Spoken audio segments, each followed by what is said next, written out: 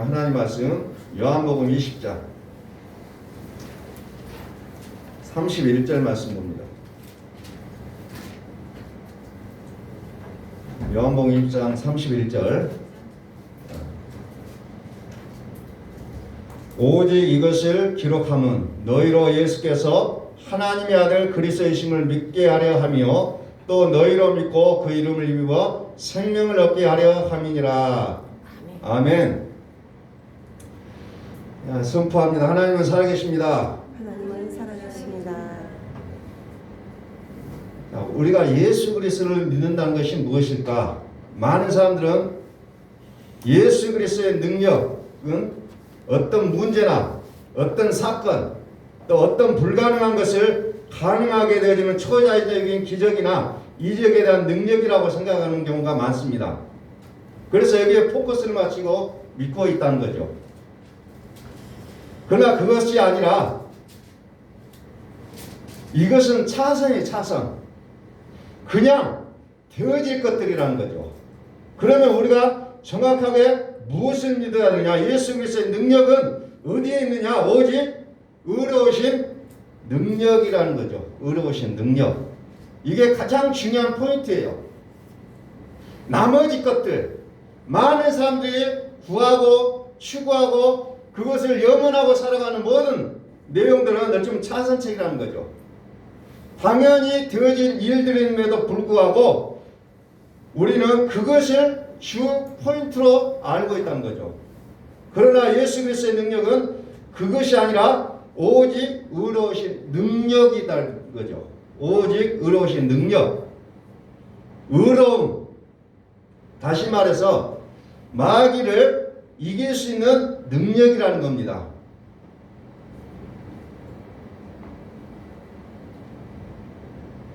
마귀를 이길 수 있는 능력. 다른 얘기로 하면 죄를 이길 수 있는 능력.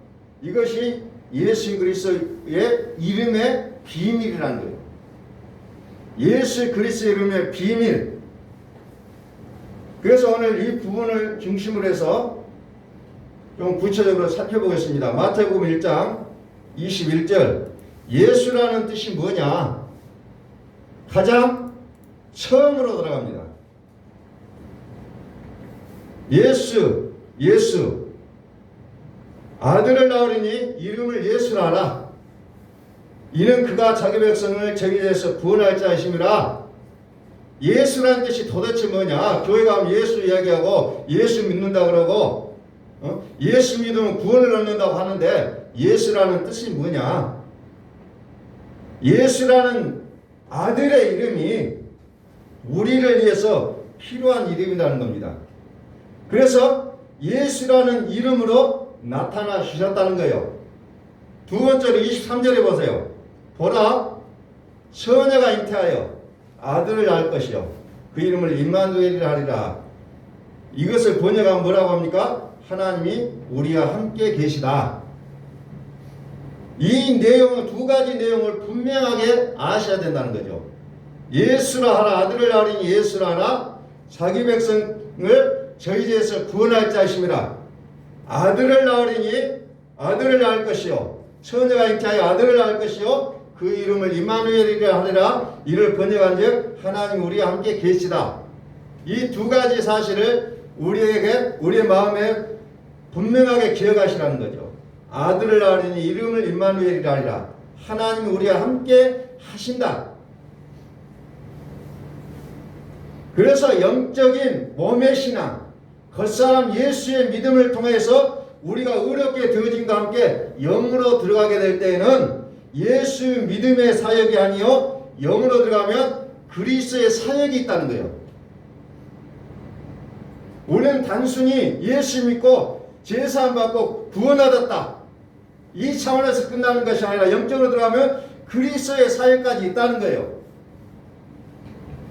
그래서 우리는 모든 것을 볼 때 육으로 해석하느냐 영으로 해석하느냐 이게 굉장히 중요합니다. 육으로 해석해 보니까 육으로는 도저히 이길 수 없는 어떤 그 환경을 맞닥뜨리게 되면은 우리는 거기에서 좌절하고 눈물을 흘리고 어떻게 해요? 낙담한다는 거죠. 육으로 해석하니까. 자, 이스라엘 백성들이 가나안 땅으로 들어갈 때 정탐꾼들을 보내는 이야기를 여러분들 아실 거예요. 12명을 보는데 10명은 어때요? 그 거민들을 보니 가나안 땅에 들어가서 보니 과연 젖과 꿀이 흐르는 땅은 맞습니다. 그러나 그들은 거인들이다. 우리는 스스로 보기에도 메뚜기가 같다라고 육으로 해석해버린다는 거죠. 그러나 여호수아와 갈렙은 어때요? 그럴지라도 영으로 해석하죠. 하나님이 우리와 함께 하시니 저들은 우리의 밥이라고 외칠 수가 있다는 거죠. 오늘 우리의 삶을 살아가는 데 있어도 마찬가지예요. 우리의 삶이 우리를 굉장히 억제이고 힘들게 하고 답이 안 나올 때가 있어요. 그럴 때 우리는 육으로 해석하고 거기서 좌절하고 낙담한다는 거죠. 그러나 하나님 우리에게 영으로 해석하기를 원하신다는 거죠. 그러면 하나님이 우리와 함께 하시면 반드시 그 어려운 것들이 우리의 밥으로 보인다는 거죠. 그것이 우리의 믿음이 되시기를 예수 그리스도로 간절히 축원합니다. 그거 우리의 믿음이 되어요. 그것이 육으로 영적인 세계를 해석하니 영을 이길 수가 없었던 거죠. 그러나 그 이름, 예수의 사역의 이름인 임마누엘, 예수의 사역의 이름이 아닌 임마누엘이라는 우리와 함께 하시겠다는 그 임마누엘, 그 이름으로 들어가게 되면 영적인 비밀이 거기에 있다는 거죠.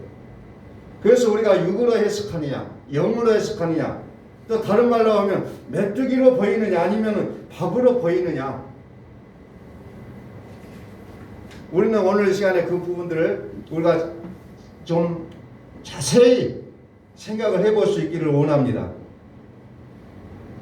우리가 지난 시간에 얘기했듯이 죄라는 부분이 해결되지 않으면 예수라는 본질적인 믿음이 해결되지 않는 거라는 거죠. 그래서 죄라는 부분으로 우리는 사함받아서 이제 죄인의 모습에서 사함받아서 이게 칭의로 인침받는다고 칭의라고 하죠. 인침받았다. 도장을 찍었다는 거죠. 깨끗한 모습이 돼서 이제 내 마음대로 성령 받아서 내 마음대로 사는 그런 믿음이 아니라는 거죠. 그렇게 사는 것을 우리는 일명 구원파라는 단어를 쓸 때가 있어요. 꼭 그 교회를 나가서가 아니라 내가 그렇게 살고 있다면 그 모습이라는 겁니다. 예수 믿고 내 마음대로 산다. 예수 믿고 하나님을 내 마음대로 움직인다. 이것은 1단계의 믿음이라는 겁니다. 도무지 하나님을 믿는다고 하면서 그렇게 살아갈 수는 없는 거라는 거죠. 죄라는 것도 단계가 있어요. 죄의 단계를 한번 구체적으로 보겠습니다. 로마서 5장 12절. 죄라는 것을 두 단계로, 세 단계로 볼 수 있는데 두 단계로 한번 봅니다. 로마서 5장 12절. 이러므로 한 사람으로 말미암아 죄가 세상에 들어오고 죄로 말미암아 사망이 왔나니 이와 같이 모든 사람이 죄를 지었으므로 사망이 모든 사람에게 이르렀다 그랬어요. 여기 죄와 사망이라는 부분이 나옵니다. 죄와 사망. 13절에 죄가 율법이 있기 전에 너 세상에 있었으나 죄가 율법이 있기 전에도 세상에 있었으나 율법이 정하는 죄가 있다는 겁니다. 그래서 율법이 없을 때는 뭐를요? 죄를 죄로 여기지 아니했다는 거죠. 율법이 정하는 죄 부분이 또 나오게 되어 있어요. 이것을 좀 쉬운 말로 얘기하면 무슨 말이냐면은 법이라는 것이 그전에는 사람들이 그 똑같은 행위를 했어도 죄가 아니었지만 법으로 정해놓으면 그때부터 죄라는 거죠. 응? 학교 앞에서 30km를 달려라. 그전에는 그가 죄가 아니었는데 지금은 그 굉장히 무서운 죄가 되어버렸어요. 왜? 법으로 정했기 때문에. 법으로 정했기 때문에 죄라는 거죠. 그래서 우리의 죄가 율법이 있기 전에도 죄가 있었지만 율법이 정해놓은 죄가 있다는 거죠. 율법이 정한 죄. 율법이 죄라고 말하니까 죄가 되는 거예요. 그전에는 인식을 안 하고 살았어요. 자, 또 15절을 한번 봅니다. 원수된 것, 의문에 속한 계명의 율법을 자기 육체로 폐하셨으니 이는 이 둘로 자기의 안에서 한 세 사람을 지어 화평하게 하시고 그랬어요. 원수된 것이라고 했잖아요. 하나님과 원수된 것, 그것이 있다는 거예요. 의문에 속한 계명인 율법이 곧 하나님과 원수되어진 부분이 있다는 거죠. 의문에 속한, 글로 써졌다는 거예요. 글로 써진 계명, 그것이 율법이라는 거죠. 율법이 뭡니까? 하나님과 원수다. 그래서 예수님 당신이 죽으신 이유 중에 하나가 죄라는 부분, 이 죄라는 부분을 깨뜨리시기 위해서 죽으셨다는 거예요. 자, 죄는 율법을 인하여 죄가 저촉되어진 모든 것에 대해서 죄를 깨뜨리셨다. 율법을 인한 죄를 깨뜨리셨다. 법이 없으면, 율법이 없으면 죄를 죄로 여기지 않는데 율법이 생겼잖아요. 그럼 그때부터 그것을 어기면 죄라는 겁니다. 그때부터 죄예요. 다시 로마서 5장 13절. 죄가 율법 있기 전에도 세상에 있었으나 율법이 어떻게 합니까? 없을 때는 죄를 죄로 여기지 않는다. 14절. 그러나 아담으로부터 모세까지 아담의 범죄와 같은 죄를 짓지 아니하는 자들도 사망이 왕노릇 하나니 아담은 오실자의 표상이라 그랬어요. 아담의 죄로부터 어디까지? 모세까지. 모세, 아담 범죄와 같은 죄를 짓지 아니한 자들도 위해서 다시 말해서 모세 전까지는 율법이 없었다는 거죠. 모세 전까지 율법이 없었어요. 율법이 없었는데도 불구하고 죄로 접촉이 되어져서 죄가 됐다는 거죠. 그래서 사망이라는 거예요. 사망. 죄의 단계, 율법적 죄의 단계, 이 두 가지로 나누고 있어요. 종합해서 보면 죄의 단계와 율법적 죄의 단계. 이게 모세 이전까지는 죄의 단계라는 거죠. 그리고 모세 이후부터서는 율법적인 죄의 단계, 이렇게 나오고 있죠. 그것을 예수께서 자신의 몸을 깨뜨림으로 인해서 그 모든 죄를 끊어놓으셨다는 것을 성경은 얘기하고 있다는 거죠. 로마서 7장 1절을 봅니다. 이런 부분들이 좀 어려울 수는 있지만은 좀 의미를 아셔야 될 필요도 있습니다. 형제들아, 내가 법 아는 자들에게 말하노니 너희는 율법이 사람의 살 동안만 그를 주관한 줄을 알지 못하느냐. 사람이 죽으면 공소시효가 끝나버리는 거예요. 그래서 2절에는 부부관계를 얘기했는데, 부부관계도 누가 한 명이 죽어버리면 그 관계가, 그 법이, 부부의 법이 끝나버린다는 것을 설명을 하고 있다는 거죠. 남편이 죽었다 그러면 율법이 없어졌다는 얘기하고 똑같다는 거죠. 법이 사라진다는 거죠. 더 이상 그 부부의 법을 따르고 살 어떤 이유가 없다는 거죠. 3절에 봅니다. 그러므로 만약 그 남편 생전에 다른 남자에 가면, 그러니까 살아있을 때 이런 부분에 대해서는 불법이다. 그 남편, 그래서 즉 율법을 얘기하고 있다는 거죠. 쭉 이런 것들을 설명하면서 이제 법이나 율법이라는 것이 뭐이고 율법을 폐하신 것이 무엇인가를 로마서 7장에서 쭉 설명을 하고 있다는 거죠. 그래서 그 율법을 이제 폐하신 그 방법이 예수님께서 자기 몸을 깨뜨리신 것으로 설명이 되어지고 있다는 거죠. 다른 말로 얘기하면 죽임을 당하였다, 이렇게 표현하고 있죠. 죽임을 당하였다. 그래서 에베소서는 어떤 책이냐면은 계명의 율법을 자기 육체로 폐하셨으니, 육체로 폐하였으니 이제 이 육체로 폐하시고 율법에 대하여 자기 육체로 죽으셨으니, 이 죽으신 것을 믿으면 죽임을 당하셨으니 이것을 믿으면 이는 다르니 곧 죽은 자 가운데서 살아나신 이에게 가서 우리로 하나님을 위하여 열매를 맺히게 하려 함이니라. 예수님께서 자기 몸을 죽이신 것은 이제 우리로 하여금 무슨 열매를 맺게 합니까? 하나님을 위하여 열매를 맺게 하기 위해서 이렇게 하셨다라는 부분에 나옵니다. 의의 열매를 맺히게 하기 위해서. 그래서 이 에베소서의 육적인 이 부분에 율법을 폐한 이 믿음이 우리 가운데 이제 확실히 가져져야 된다는 거죠. 그랬을 때 세상을 이길 수가 있다는 거예요. 그래서 에베소서는 그 부분을 굉장히 중심을 이루고 있다는 거죠. 나의 몸을 깨뜨려서 율법을 폐했다. 이제 더 이상 그 율법과 너희들은 연관을 짓지 말고 살으라는 거죠.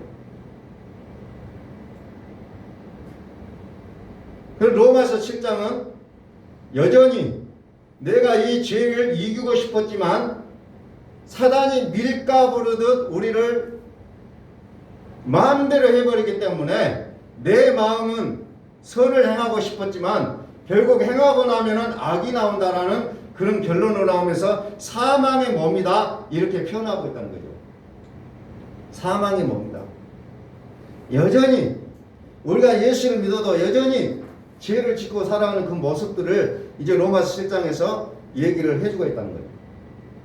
여전히 그렇게 살아가고 있다는 거죠. 그러면 우리는 이것을 이제 이겨내기 위해서 어떻게 합니까? 40일 금식 기도도 하고 철학 기도도 하고 새벽 기도도 하고 발버둥 치면서 우리가 그것을 이기기 위하여 여러 가지 방법들을 동원하고 있다는 거죠. 그러나 어때요? 결론은 뭡니까? 안 된다는 거죠. 기도하면 얼마나 좋아요. 그런데 기도로 그것이 안 됐다는 거예요. 이렇게 말하면 또 뭐 다른 말을 할 수도 있을 거예요. 그러나 결론은 그거예요. 기도해도 안 된다는 거예요. 경험을 해보셨을 거예요. 제가 지금 기도하지 말라 그 얘기를 하고 있는 게 아니라 기도로도 안 됐다는 거예요. 금식에도 안 됐다는 거예요. 사망을 삼킬 수 있는 능력은 어디에서 나오냐? 생명의 단계에서만 나온다는 겁니다. 이 생명은 무슨 말이냐면 하나님이 우리 속에서 살으시는 능력이 생명인 거예요. 그래서 하나님이 우리 속에서 살으시는 단계, 그것을 영적인 단계라고 얘기하고 있어요. 그래서 예수님께서 내가 곧 길이요 진리요 생명이라고 얘기합니다. 이 생명 단계로 들어가게 될 때 어떻게 됩니까? 오늘 읽었던 요한복음 2장 31절의 말씀, 그 내용이 나옵니다. 내가 오직 이것을 기록하면, 자, 이것은 요한복음을 얘기하기도 하고 성경 전체를 얘기하기도 합니다. 너희로 예수께서 하나님 아들 그리스도를 믿게 하려 하며, 이 성경책을 왜 내가 썼느냐? 예수께서 하나님의 아들이심을 믿게 하려고 썼다는 거죠. 예수께서 하나님의 아들 그리스도이심을 믿게 하려고 이 성경책을 썼다는 거예요. 그러니까 성경을 읽으면서 예수가 그리스도라고 고백하지 않으면 그것은 잘못 읽었다는 얘기입니다. 분명하게 성경에서 의도하고 있는 것은 예수가 하나님의 아들 그리스도이심을 사람들 하여금 믿게 하려고 이 성경을 기록했다는 거예요. 그런데 여기서 다른 걸 얘기한다면 하나님께서 기록하시고자 하는 그 내용과는 다른 방향으로 흘러갈 수밖에 없다는 거예요. 또 너희로 믿고 그 이름을 믿었다는 거예요. 그 이름, 예수뿐만 아니라 그리스도이신 것까지 믿고 그 이름이 뭐냐면 예수 그리스도의 이름, 이 예수 그리스도의 이름을 힘입어서 어떻게 합니까? 생명을 얻게 한다는 겁니다. 그러니까 예수 그리스도를 믿는다면 생명이 얻어져야 되는 거죠. 그래서 생명을 얻었다는 건 뭡니까? 의의 열매를 맺는 거예요. 하나님을 위하여 열매를 맺는 사람이 이제 그 생명의 단계의 모습이라는 것을 얘기하고 있다는 거죠. 그 생명 단계는 로마서 7장이 벗어지는 단계예요. 로마서 7장은 뭡니까? 나 예수 알아요. 선으로 살고 싶어요. 마음으로는 하나님을 기뻐하고 있어요. 즐거워하고 있어요. 이 단계라는 거죠. 나 알아요. 한다는 거예요. 근데 그거 갖고 안 된다는 겁니다. 로마서 8장 1절부터 끝절까지 뭡니까? 그리스도 예수. 예수 그리스도가 아니고 그리스도 예수라고 설명을 하고 있는 거죠. 그래서 로마서 8장 34절을 한번 보겠습니다. 33절부터. 로마서 7장은 나 예수 알아요. 나 예수 믿어요. 능력도 나타나고 기적도 나타나고 표적도 나타나고 다 막 하나님의 이름으로 뭐 다 해요. 그 단계라는 거예요. 33절 누가 능히 하나님의 택하신 자를 송사리요 의롭다 하신 이는 하나님이시니 이제 그리스도 예수로 살아가는 자들은 누가 그를 향해서 너 죄인이라고 말 못한다는 겁니다. 너가 죄인이다. 여러분들 이 문구를 자세히 한번 보십시오.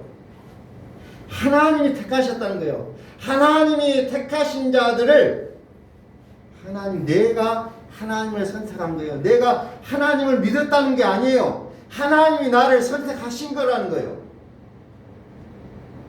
예수 믿음의 단계에서는 자꾸 내가 믿었다 그래요. 내가 하나님을 선택했다 그래요. 내가 시간을 내서 하나님 앞에 나왔다고 얘기해요. 예수 믿음의 단계에서는. 그러나 그리스도 예수 안에서는 하나님이 나를 선택하셨다는 거예요. 하나님이 나를 의롭다 하셨다고 하시는 거예요. 너는 내 아들이야. 너는 내 아들이야. 그래서 우리는 어떻게 보면은 내가 목사가 되고 내가 어떤 장로가 되고 권사가 되고 집사가 되고 이런 부분들 앞에서 우리는 또 다시 한번 생각해보면 하나님이 나를 택하셨구나. 내가 헌신하고 결단하기 이전에 하나님이 나를 부르시고 선택하셨구나. 이것을 분명하게 인정하지 않으면 또 그거 가지고 내 마음대로 산다는 거죠. 그래서 하나님께서 택하신 자들은 누구라도 송사할 수 없다. 너 죄 있다가 말할 수가 없다는 거죠. 왜? 의롭다 하신 이는 하나님이시기 때문에. 하나님이 선택하셨다. 그 말은 내가 이 아들을 내가 너를 의롭다, 내가 너를 깨끗하게 했다라는 것이 선택했다라는 거죠. 내가 너를 깨끗하게 해줬다. 그래서 요한복음에서도 보면 우리가 하나님을 선택한 것이 아니라 하나님 우리를 선택하셨다라고 표현하고 있다는 겁니다. 하나님 우리를 선택하신 이 믿음, 아무리 강도를 하더라도 그 강도의 모습이 중요한 것이 아니라 그가 예수께서 그를 택하셨다는 거라는 거죠. 그래서 그 강도라는 것은 의미가 사라져버리고 그 하나님이 그를 선택하셔서 오늘 네가 나와 함께 나번에 있으리라, 이 부분이 중요하게 되어버린다는 겁니다. 다시 말해서 우리는 과거를 가지고 하나님을 믿는 게 아니에요. 과거가 어찌되었든 지금 현재 하나님이 나를 선택하셨다면 지금 이 순간이 중요한 거라는 거죠. 이 순간이. 우리는 자꾸 하나님을 체험하고 믿는 신앙은 과거로 돌아가는 믿음이에요. 과거. 옛날에 하나님 이렇게 하셨다. 옛날에 이렇게 하셨다. 의미가 없다는 거예요. 지금 하나님이 나를 어떻게 인도하고 계시는가. 여기에 우리는 포커스를 맞추고 사셔야 된다는 거예요. 하나님이 나를 지금 현재 처음의 신앙이 무서운 게 자꾸 하나님을 과거로 해결을 시킨다는 거죠. 절대 우리는 과거 얘기할 필요 없어요. 지금 하나님 나를 이렇게 이끌고 가신다.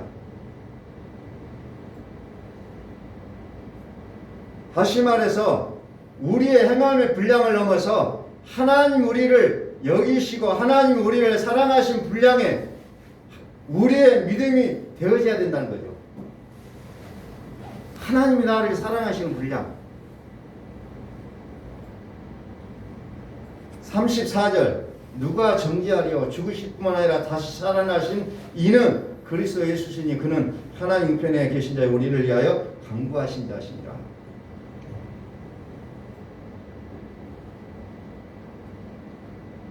우리를 송사하고 우리를 정죄하는 것이 있는데, 로마서 8장 14절 이후에 보면 이제 하나님의 영으로 인도함을 받아서 15절에 무수하는 종의 영을 받지 아니하고 양자의 영을 받아 하나님을 아바 아버지라 부르짖게 되느니라고 얘기합니다. 그래서 종의 영이 있고 양자의 영이 있다. 성경이 이렇게 얘기하고 있다는 거예요. 근데 우리는 종의 영을 따르면서 착각을 할 때가 있어요. 양자의 영을 우리가 분명하게 알아야 됩니다. 양자의 영. 종의 영이나 양자의 영은 똑같이 하나님을 얘기하고 있다는 거죠. 똑같아요. 하나님 얘기해요. 그러나 다른 것이 뭡니까? 아들에게만 하나님의 나라를 유업으로 주신다는 거예요. 아무리 내가 하나님을 위해서 열심히 뛰어봤지만, 내가 산을 옮길 만한 믿음이 있고 죽은 자도 살려내고 한다 할지라도 아들에게만 하나님 유업으로 주신다는 거예요. 하나님에서 살았냐가 아니에요. 아들에게 준다는 게 아들에게. 이게 성경의 중요한 포인트예요. 아들에게 준다는 겁니다. 아들에게만 하나님의 나라를 유업으로 줄 수 있다는 거예요. 하나님의 나라는 어떤 겁니까? 먹는 겁니까? 입는 거, 마시는 겁니까? 성경에 하나님의 나라는 분명하게 얘기하고 있죠. 먹는 것과 마시는 것이 아니오 오직 성령 안에서 의와 평강과 희락이라. 하나님의 나라의 이것으로 얘기하고 있어요.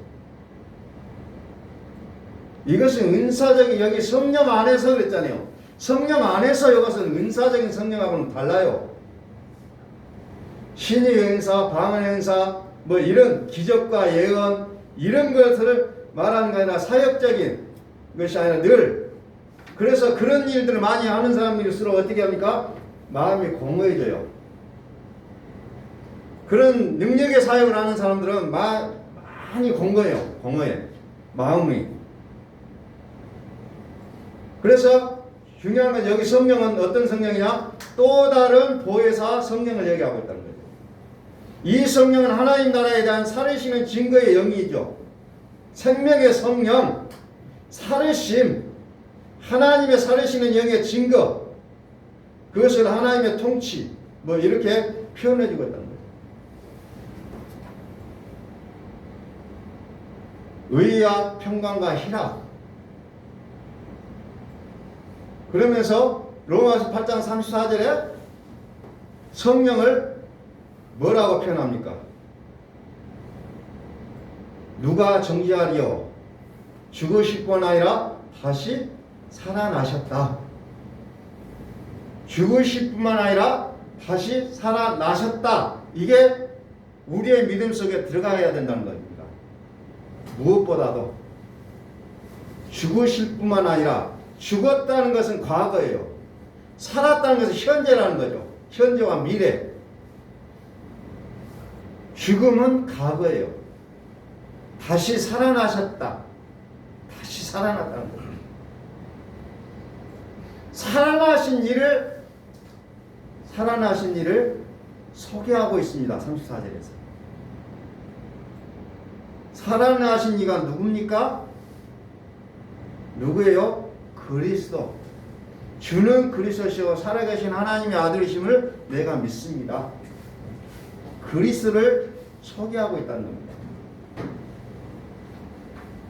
그리스도. 그래서 로마서 8장 2절에 그리스도 예수 안에 있는 생명의 성령의 법, 이렇게 얘기하고 있죠. 그리스도 예수. 예수께서 우리를 의롭게 하게 하여 살아나신 그 영이 우리 마음에 있으시게 될 때 죄와 사망이라는 이 율법에 갇혀있는 이 사망의 영이 이제 어떻게 됩니까? 그리스도가 우리 마음속에 살으심으로 인해서 이겨낼 수가 있다는 거죠. 그래서 우리의 믿음의 본질이라고 해야 될까요? 예수 그리스도를 갖는 게 우리의 신앙의 목표가 돼야 된다는 거예요. 그래서 이거 없이는 우리는 끊임없이 넘어지고 또 넘어지고 좌절하고 눈물 짓고 뭐 그런 삶을 살아갈 수밖에 없다는 겁니다. 그래서 우리는 날마다 예수를 그리스도를 내 마음에 소유하기를 간절히 바라고 살아야 된다. 우리의 신앙의 목표, 그리스도 예수를 갖는 거예요. 그리스도를 갖는 거예요. 여기에는 생명이라는 거, 생명, 살으심.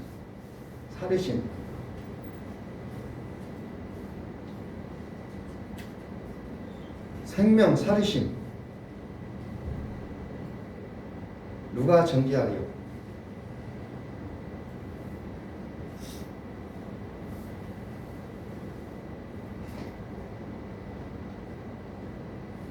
그래서 우리의 믿음이 오직 주권적인 예수 그리스도 그분으로 말미암아 죄악을 이겨낼 수 있다는 이 믿음을 우리가 가져야 된다는 거죠. 이 죄악을 이기는 복이 우리에게 있으시기를 간절히 소망합니다.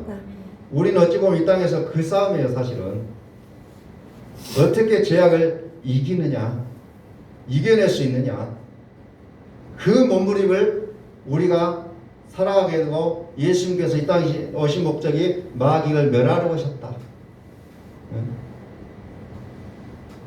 사망의 세력을 잡은 자 마귀라고 표현하고 있어요. 성경은.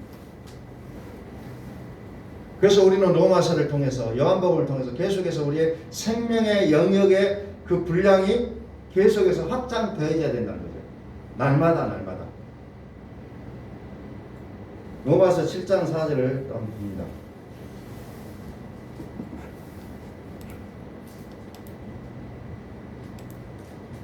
그러므로 내 형제들아, 너희도 그리스도의 몸으로 말미암아 율법에 대하여 죽임을 당했으니 이는 다른이 곧 죽은 자 가운데서 살아나신 이에게 가서 우리로 하나님을 위하여 열매를 맺게 하려 합니다.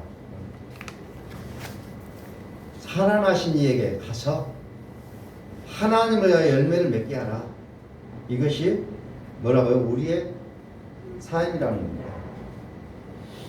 5절, 우리가 육신에 있을 때는 율법으로 말미암은 죄의 정욕이 우리 지체 중에 역사하여 우리로 사망을 위하여 열매를 맺게 하였더라. 육신에 있을 때는, 육에 속해 있을 때, 그때는 우리는 여전히 사망을 위하여 열매를 맺는다. 그러니까 우리가 살아가는 모든 것이 사망의 열매가 맺혀지고 있다라는 부분으로 소개를 하고 있다는 거죠.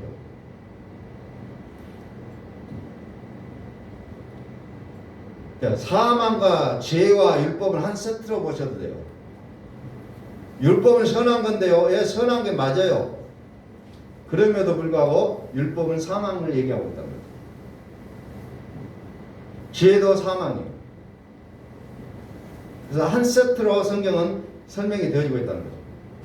자, 7절, 그런즉 우리가 무슨 말을 하리요? 율법이 죄냐? 그럴 수 없느니라. 율법으로 말미암지 않고는 내가 죄를 하지 못하였으니. 율법도 선하고 거룩한 거예요. 그러나 율법은 뭡니까? 율법은 죄를 깨닫게 한다는 거예요. 법이 있다는 것은 이것이 죄라는 것을 알게 하는 거죠.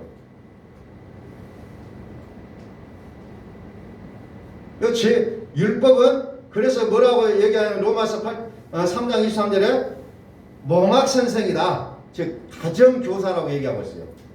그래서 그리스도 앞에까지 안내해주는 자, 그 역할을 율법이 했다는 거죠. 그리고 그리스도 앞에 가서 안내가 끝나면 율법은 떠나는 거예요. 그런데 그리스도 앞에 가지 못하면 율법이 여전히 나를 구속하고 있는 모습으로 나오게 된다는 거죠. 여전히. 그러므로 율법의 행위로 그의 앞에 의롭다 하심을 얻을 육체가 없나니 율법으로는 죄를 깨달음이라. 그래서 고린도전서 15장 56절에 사망에 쓰는 것은 죄요 죄의 본능은 율법이라 이렇게 얘기하고 있죠. 율법을 통해서 의롭게 살아야 된다는 것을 주문하는 것이 율법이라는 겁니다. 그러나 그렇게 할 수가 없어요. 그래서 장로교의 창시자라고 일컫는 칼빈도 이렇게 얘기합니다. 율법은 사람의 법이 아니라 영의 법이기 때문에 사람은 절대로 율법을 지킬 수 없다. 단정을 지어놓고 있습니다.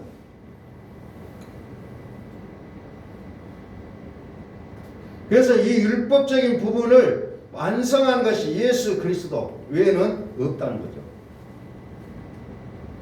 로마서 3장 21절 이제는 율법에 하나님의 한 의가 나타났으니 지금까지 율법이 최선이었어요. 그런데 율법이 최선이었지만 다가 아니었다는 거죠. 그래서 하나님의 한 의를 하나님 얘기하십니다. 그것은 율법과 선지자들의 증거를 받은 것이라 그냥 갑자기 새로운 것을 꺼내는 것이 아니고 구약 성경에 미리 예언되어 있던 그 부분을 하나님께서 소개하는 거죠. 그것을 가르쳐서 한 의다 이렇게 얘기합니다. 한 의. 구약에서 율법과 선지자들이 계속해서 증거했던 부분들이라는 거죠. 22절에 그분이 누구냐? 하나님의 한 의가 나타났는데 그분이 누구냐? 곧 예수 그리스도를 믿음으로 말미암아 모든 믿는 자에게 미치는 하나님의 의인이 차별이 없느니라. 율법의 죄를 이길 수 있는 능력은 예수 그리스도를 믿는 믿음. 나를 의롭게 해주기 위해서 죽으신 예수를 믿는 믿음 아니면은 이 율법이 정해진 죄에서 벗어날 수가 없다는 거죠. 그래서 예수 그리스도를 만나는 순간 율법과는 이제는 끝나는 거예요. 붙잡고 살아나는 게 아니에요. 끝나는 거예요, 사실상. 그래서 예수 그리스도로 새로운 삶이 시작이 되어지고 있다는 것을 말씀하고 있습니다. 그래서 로마서 8장을 여러분들이 그리스도 예수라는 측면에서 좀 자세히 읽어보셔야 돼요. 나는 전에 죽었다가 죽었을 뿐만 아니라 다시 살아났다. 살아나셨으니까 그리스도 예수라. 이 부분을 초점을 맞추시고 여러분들이 성경을 보시고 요한계시록 읽으실 때 살아났다. 그리스도 예수의 부분을 초점을 맞추시고 읽으시면은 요한계시록도 그렇게 무서운 책이 아니고 은혜가 쏟아지는 책으로 변하게 된다는 거죠. 그런데 포인트를 못 맞추니까 요한계시록을 볼 수가 없는 책이 되어버린 거예요. 그리스도 예수. 그래서 오늘 저와 여러분들이 좀 분명하게 기억하실 것은 그리스도 예수의 이름의 그 비밀.